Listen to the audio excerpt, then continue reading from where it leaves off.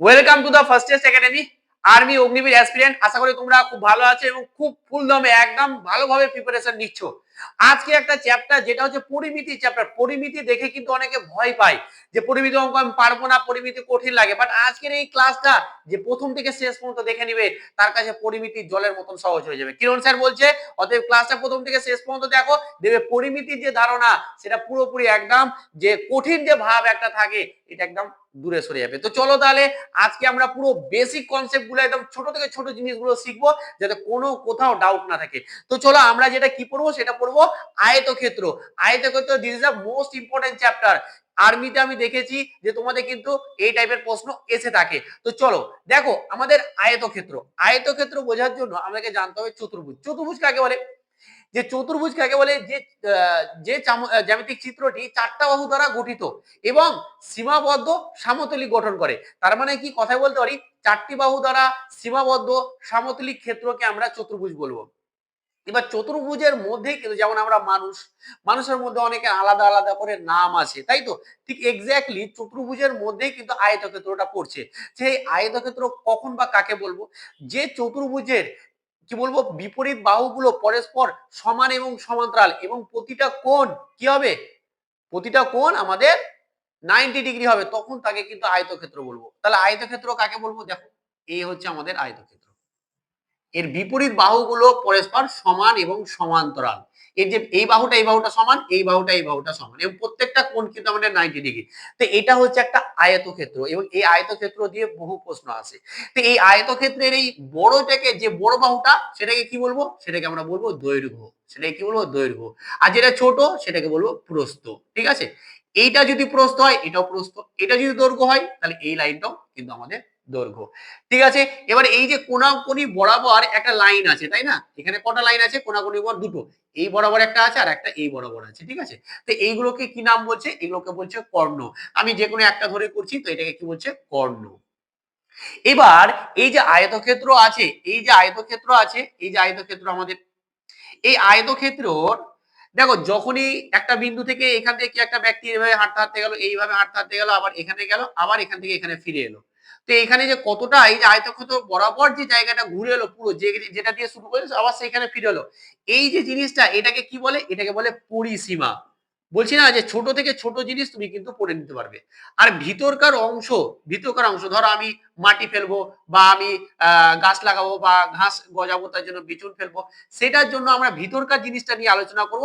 সেটার নাম হচ্ছে ক্ষেত্রফল। আশা করি বুঝতে পেরেছো। তাহলে ক্ষেত্রফল জিনিসটা কি, পরিসীমা কি জিনিস, কর্ণ কি জিনিস, প্রস্থ কি জিনিস, দৈর্ঘ্য কি জিনিস, এগুলো কিন্তু সমস্ত কিছু আমাদের ক্লিয়ার হয়ে গেল। এবার এর উপরে কি রকম প্রশ্ন আসবে দেখো। আমাদের প্রথমত জানতে হবে পরিসীমা কিরকম ভাবে বের হয়, কর্ণ কিভাবে বের হয় এবং ক্ষেত্রফল কিভাবে বের হয়, সেই জিনিসটা কিন্তু আমাদেরকে জানতে হবে। তো চলো আমরা একের পর এক কিন্তু আপনার জিনিসগুলো জেনে যাব। তো প্রথমে যেটা আমরা বের করব সেটা হচ্ছে কি পরিসীমা। খুব সহজ এবং আমাদের একদম ক্লিয়ার করে দেবো। দেখো পরিসীমা, আয়তক্ষেত্রের পরিসীমা যখন আমরা বের করব, এটা সব আয়তক্ষেত্রে পড়ছি আমরা। আয়তক্ষেত্রের পরিসীমাটা কি হবে? আমাদের 2 ইন্টু দৈর্ঘ্য প্লাস প্রস্থ। তার মানে কি দেখো, আমাদের যদি একটা আয়তক্ষেত্র বলে দেয়, তার যদি দৈর্ঘ্য বলে দেয় আমাদেরকে 6 এবং প্রস্থ যদি বলে দেয় 4, তাহলে তার পরিসীমা বের করাটা খুব একটা কঠিন নয়। আমরা এখানে ফেলে দিব। দেখো 2 ইন্টু দৈর্ঘ্য মানে হচ্ছে 6 আর প্রস্থ মানে হচ্ছে 4, তাহলে কত হচ্ছে? 2 ইন্টু মানে কি 2 গুণ, ইন্টু মানে কি ব্যাকেট দিয়ে ঘেরা আছে মানে গুণ হয়ে আছে, সমানই এটা কত? এটা 10। এই তো 4 আর 6 10, তাহলে আমাদের এটা কত হয়ে যাবে? 20। তাহলে এটা হবে 20। 20 কি হবে? 20 মিটার থাকলে মিটার হবে, সেন্টিমিটার থাকলে সেন্টিমিটার হবে। ঠিক আছে? এই হয়ে গেল আমাদের পরিসীমা। তাহলে পরিসীমা কি হলো? 2 ইন্টু দৈর্ঘ্য প্লাস প্রস্থ। তাহলে পরিসীমা নিয়ে আশা করি তোমাদের কোনো ডাউট নেই। তাহলে আমরা পরিসীমা পেয়ে গেলাম। এবার ক্ষেত্রফল বের করব। তাহলে ক্ষেত্রফল কি হবে আয়তক্ষেত্রে? তো ক্ষেত্রফলটা দেখো যে খুবই সহজ একটা জিনিস, জাস্ট এইটুকুটা স্ট্রাকচার মনে রাখলে কিন্তু তোমরা পেরে যাবে। ক্ষেত্রফল আমাদের আয়তক্ষেত্রের ক্ষেত্রফলটা কি রকম হবে? দেখো আয়তক্ষেত্রের ক্ষেত্রফল আর কিছুই নয়, এটা হয়ে যাবে দৈর্ঘ্য, আমাদের যে দৈর্ঘ্য আছে ইন্টু প্রস্থ, বাস এটা হয়ে যাবে। আয়তক্ষেত্রের দৈর্ঘ্য ইন্টু প্রস্থ আমাদের হলো ক্ষেত্রফল। এখানে কি হয়ে যাবে? এখানে দেখো দৈর্ঘ্য কত? 6 ইন্টু হয়ে যাবে কি প্রস্থ 4, তাহলে 4 সমান সমান কি হয়ে যাবে? 24। এটা কি হবে? সবসময় বর্গ একক, মানে যা একক থাকবে, যদি আমাদের মিটার থেকে মিটার, যদি আমাদের সেন্টিমিটার থেকে সেন্টিমিটার, তাহলে বর্গ একক হবে। আর এখানে শুধু একক হবে, শুধু একক হবে। আশা করি বুঝতে পেরেছো। তাহলে ক্ষেত্রফল কি জিনিস, পরিসীমা কি জিনিস, এত কিছু এইভাবে সহজভাবে যদি বুঝে নাও, এর উপরে যে কোশ্চেন গুলো আনবো না, সেই কোশ্চেন গুলো চুটকিতে তোমরা করে ফেলবে, কিছুই না, একদম জলের মতন কিন্তু সহজ। এরপরে যে কনসেপ্ট, যেটা আমাদের কিন্তু কর্ণটা বের করতে হবে, আর কি কি টপের প্রশ্ন আছে সমস্ত কিছু কিন্তু আমরা বের করব। কর্ণ, দেখো কর্ণ ক্ষেত্রে আমরা কিভাবে বের করছি, দেখো একটা জিনিস মাথায় রেখো, যে এই যে একটা, এটা একটা ত্রিভুজ তৈরি হয়েছে, তাই না?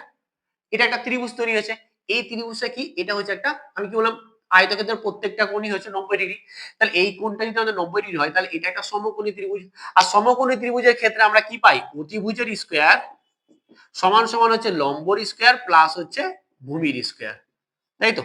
তো এখানে যদি আমরা এটার স্ট্রাকচারটা দেখি, তাহলে এটা হচ্ছে অতিভুজ কোণটা, যেটা সবথেকে বড় বা হয়, এটাই তো বড়। তার মানে কর্ণটাই হচ্ছে আমাদের অতিভুজ, এটা হচ্ছে কর্ণ স্কয়ার। লম্ব মানে কি, লম্ব মানে তুমি প্রস্থ ধরে নাও বা দৈর্ঘ্য ধরে নাও, কোনো ম্যাটার নেই, তুমি যা ধরবে। আমরা যে কোনো একটা লম্বকে ধরে নিলাম যে প্রস্থ, তাহলে এটা হচ্ছে প্রস্থর স্কয়ার প্লাস হচ্ছে দৈর্ঘ্যর স্কয়ার।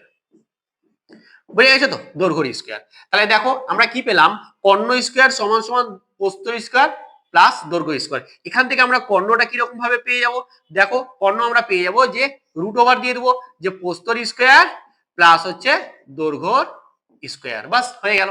তাহলে আমরা এটা যদি কর্ণ বের করতে চাই, তাহলে কিরকম করে বের হবে দেখে নাও, এই হয়ে গেল। প্রস্থ মানে কত 4, তাহলে 4 এর স্কয়ার, দৈর্ঘ্য কত 6 মানে 36 এর 6 এর স্কয়ার, তাহলে কত আসবে দেখো, আসবে আমাদের কি, এটা 16 আর এটা 36, তাই তো? তাহলে 16 আর 36 আমাদের এটা কত হবে, 42, 52, 52। তা রুট ওভার 52, এটাই হচ্ছে আমাদের এর কর্ণ, এর কর্ণ আমাদের রুট ওভার 52, বাস হয়ে গেল। আর কি আছে, জটিল কোনো কিছু নেই। আমাদেরকে এত সহজ সহজ আমাদের সমস্ত কিছু বলে দিবে, সমস্ত কিছু বলে দিবে, আমরা খালি এটা বের করতে হবে। এবার এইখানে আমাদের অনেক সময় কর্ণ বলে দেয়, ঠিক আছে, দেন প্রস্থ বলে দেয়, দেন দৈর্ঘ্য বের করতে হবে। সেক্ষেত্রে আমাদের কোনো কিছু ব্যাপার হলো তো, দেখো কোনো কিছু ব্যাপার কি, দেখো আমাদের ধরো আমাদের এইরকম করে এই কর্ণটাই ধরো বলে দিয়েছে যে কি আমাদের 10 সেমি, ঠিক আছে, আর আমাদের ধরো প্রস্থ বলে দেয়নি, চেয়েছে প্রস্থ, তো কোনো ব্যাপার হলো, এই যে এখানে বের করব, তাহলে আমরা এখান থেকে আমরা কি করতে পারি, দেখো কর্ণ স্কয়ার মাইনাস দৈর্ঘ্যর স্কয়ার সমান সমানই হচ্ছে প্রস্থর স্কয়ার। এবার এখান থেকে আমরা কি করব, এটাকে রুট করে দেবো আর এদিকে প্রস্থ করে দিব, ঠিক আছে। তাহলে কর্ণ স্কয়ার মানে কি, কর্ণ মানে কত 10 এর স্কয়ার মাইনাস দৈর্ঘ্য স্কয়ার মানে কত, এটা হচ্ছে 6 এর স্কয়ার। তাহলে এখান থেকে আমরা কি পেয়ে যাব, এটা পেয়ে যাব 100 মাইনাস হচ্ছে 36 সমান সমান হচ্ছে প্রস্থ। এবার এখান থেকে আমরা কি পেয়ে যাব, যে প্রস্থ সমান সমান হয়ে যাবে রুট ওভার 100 থেকে 36 বাদ দিলে 64 সমান সমানই হচ্ছে 8, তাহলে প্রস্থ কত হয়ে যাবে 8, ঠিক আছে, প্রস্থ কত হয়ে যাবে 8। কিন্তু এখানে আমার ধরাটা ভুল হয়েছে, এটা বলতে পারো যে কি আমাদের দৈর্ঘ্যটা 8 বলে দেওয়া আছে, ঠিক আছে, আর আমাদের প্রস্থটা, সরি, কারণ দেখো এখানে দৈর্ঘ্যটা সবসময় বড় হয়, ঠিক আছে, এখানে ধরো আমাদের এটা, আমাদের এটাই বলে দেওয়া আছে, দৈর্ঘ্যটাই বলে দেওয়া আছে, আর মানে প্রস্থটা বলে দেওয়া আছে আর দৈর্ঘ্যটা চেয়েছে, ব্যাপারটা এরকম কোনো কিছু না, বাট এরকম টাইপেরই হবে। এটা এটা নিয়ে মাথা বেশি ঘামাবার দরকার নেই। এটা ধরো আমাদের এখানে এটা কি চলে আসবে, এটা চলে আসবে প্রস্থ, আর এদিকে চলে আসবে আমাদের দৈর্ঘ্য, কারণ কম বেশি হবে না, কারণ দৈর্ঘ্য সবসময় বড় হবে। তো এটা আমরা কি বের করলাম, এটা ধরো আমরা দৈর্ঘ্য বের করলাম, বুঝতে পেরেছো তো, এটা আমরা কি বের করলাম, এটা বের করলাম দৈর্ঘ্য, এটা বের করলাম দৈর্ঘ্য, বুঝে গেছে তো। তো মানে অ্যাকচুয়ালি ধরেছি নিজের মতন করে, দেন ওইভাবে বেরিয়ে গেছে, তো এটা কোনো রকম ব্যাপার না। বাট আমরা বের করব কিভাবে, এটা হচ্ছে লজিক। যদি এইগুলো তিনটের মধ্যে যে কোনো একটা, দুটো দিয়ে দেয়, তাহলে আমি একটা কিন্তু অনায়াসে বের করব। যখনই আমাদের এরকমটা বের হবে, দেখো দৈর্ঘ্য সবসময় বড় হবে, প্রস্থ সবসময় ছোট হবে। আমি দেখি বলে দিলাম যে না, এটা আমার ধরা ভুল হয়েছে, তাই এটা দৈর্ঘ্যটা ছোট, প্রস্থ বড় চলে এলো আর দৈর্ঘ্য ছোট চলে এসেছিল, তো এটা আমার বলাটাই, ধরাটাই ভুল হয়েছিল, তাই কিন্তু আমাদের অঙ্কটা ওই রকম চলে এসেছিল, আদারওয়াইজ আর কোনো রকম কোনো কিছু নয়, ঠিক আছে।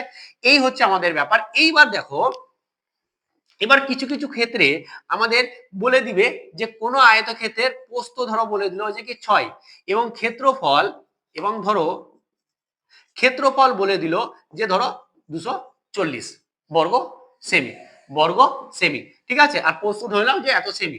তখন আমাদের চাইবে যে কি এর দৈর্ঘ্যটা কত, এর দৈর্ঘ্যটা কত। তা আমরা কিছু কি জানি, আমরা জানি যে দৈর্ঘ্য গুণিত প্রস্থ সমান সমানই হচ্ছে ক্ষেত্রফল, এই যে ফর্মুলাটা, দৈর্ঘ্য গুণিত প্রস্থ সমান সমানই হচ্ছে আমাদের ক্ষেত্রফল, তাই তো? তো এইখান থেকে আমরা কি পাবো? এখান থেকে আমরা কি দৈর্ঘ্যটা পেয়ে যাবো না? এখান থেকে কি আমরা দৈর্ঘ্যটা পেয়ে যাবো না? যে ক্ষেত্রফল বাই হচ্ছে যে কি আমাদের প্রস্থ, ক্ষেত্রফল বাই প্রস্থ। তাহলে এখান থেকে দেখো আমরা যদি ক্ষেত্রফল কত জানি 240, আর প্রস্থ কত? প্রস্থ হচ্ছে 6, 6 বসাও। তাহলে 6 কে 6, 4 6 24, আর একটা শূন্য মানে হচ্ছে 40। বাস, আর কিছুই নাই, আর কিছুই নেই। তাহলে এখান থেকে আমাদের এই অঙ্কটা হয়ে যাবে এইভাবে, নরমাল প্রশ্ন। কিন্তু এই দিয়েই কিন্তু আমাদের হাজার হাজার প্রশ্ন করবে, এই দিয়েই কিন্তু বিভিন্ন টাইপ করে ঘুরিয়ে পেঁচিয়ে এগুলোকেই প্রশ্ন করবে। এর বাইরে আমাদের আয়তক্ষেত্রতে আর কোনো রকম প্রশ্ন আর আসে না। এতে কোনো রকম কোনো কিছুর ভয় করার দরকার নেই। এরপরে এরপরে এর উপরে কি কি প্রশ্ন হতে পারে বা কিরকম কি কোশ্চেন আসতে পারে, আমি কিন্তু মেমোরি বেসড কোশ্চেন, যেগুলো আমাদের গত বছরে আরবিতে হয়েছে, যারা হয়তো ফিডব্যাক দিয়েছে, ছাত্ররা বেরিয়ে এসে বলেছে কিরকম টাইপের প্রশ্ন, সেই টাইপের ধরে ধরে প্রশ্নগুলো কিন্তু আমরা পরবর্তী ক্লাসে আমি নিয়ে আসবো, এবং সেই ক্লাসের সমস্ত টাইপ গুলোকে ধরে ধরে কিন্তু তোমাদেরকে কোশ্চেন গুলো একটা পর একটা করাবো। তো আজকের ক্লাসটা জাস্ট আমি তোমাদেরকে বেসিক কনসেপ্ট শেখালাম। যারা যারা খাতায় নোট করে নিয়েছো, ভালো করে ক্লাসটা করে নিয়েছো, আগামীতে যখন কালকে আমি ক্লাসটা পড়াবো এর উপরে যে কোশ্চেন গুলো নিয়ে আসবো, দেখবে যে তোমার কাছে একদম টু ইজি সবকিছু মনে হবে। এরপরে আমাকে একটা করে জানাবে তোমরা যে আজকে ক্লাসে যে বেসিক কনসেপ্ট ক্লাস করে কি আমরা এভাবে করব, নাকি কোশ্চেন গুলোকে একসঙ্গে নিয়ে এসে চ্যাপ্টার করালে কোন ভালো হবে, কোনটা ভালো হবে, এর পরবর্তীতে তোমরা কোন চ্যাপ্টার পেতে চাও সেটাও কিন্তু কমেন্ট করে জানাবে। আজকের ক্লাসটা কেমন হলো সেটাও কমেন্টে জানাবে। আজকে এখানে ভালো থেকো, ভালোভাবে পড়াশোনা করো, এবং কালকে এর উপরে কোশ্চেনের আমি ক্লাস নিয়ে আসবো সন্ধ্যা 7টাতে। সবাই কিন্তু একদম রেডি থেকো। চলো আজকে এখানেই